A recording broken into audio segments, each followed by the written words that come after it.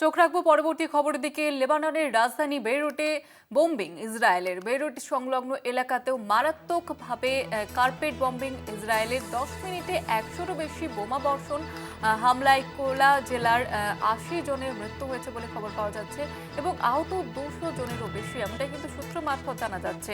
লেবাননে হামলা চললে যুদ্ধবিরতি থেকে সরে আসার হুঁশিয়ারি কিন্তু দেওয়া হয়েছে ইরানের তরফ থেকে। আর এই নিয়ে আরো বিস্তারিতভাবে আলোচনা করব। নিউজরুম থেকে সরাসরি রয়েছেন আমাদের প্রতিনিধি নিমাই পান্ডা।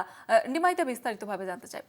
জয়িতা, যে যুদ্ধবিরতি শুরু হয়েছে 14 দিনের জন্য, তার 24 ঘন্টাও কাটেনি। তার মধ্যে লেবাননে যেভাবে ইসরায়েল হামলা চালিয়েছে এবং কার্যত কার্পেট বোম্বিং করেছে 100-র বেশি টার্গেট বেইরুট, লেবাননের রাজধানী বেইরুট এবং তার সংলগ্ন এলাকায়, কোলা জেলা বিভিন্ন এলাকায় কার্পেট বোম্বিং করেছে এবং টার্গেট 100-র বেশি টার্গেট লক্ষ্য করে প্রায় গুড়িয়ে দিয়েছে ইসরায়েল। এবং তারপর কিন্তু প্রচুর বহু মানুষের মৃত্যু হয়েছে বলে জানা যাচ্ছে। 80 জনের এখনও পর্যন্ত মৃত্যু হয়েছে বলে জানাচ্ছে এবং 200-র বেশি মানুষ আহত।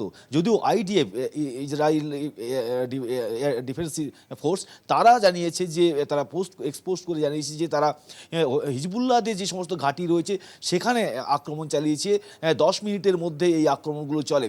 কিন্তু তেহরানের দাবি যে সাধারণ মানুষ যারা সামরিক এলাকার বাইরে থাকেন বা যারা সাধারণ মানুষ, অসামরিক যারা মানুষ, তারা আক্রান্ত হয়েছেন এবং রীতিমতো তেহরান হুঁশিয়ারি দিয়েছে যে যদি লেবাননে এইভাবে আক্রমণ চালায় ইসরায়েল, তাহলে কিন্তু তারা যে সিজ ফায়ারে গেছে সেই যে শর্ত বা যেখানে আলোচনা শুরু হওয়ার কথা রয়েছে সেটা থেকে সরে দাঁড়াতে পারে।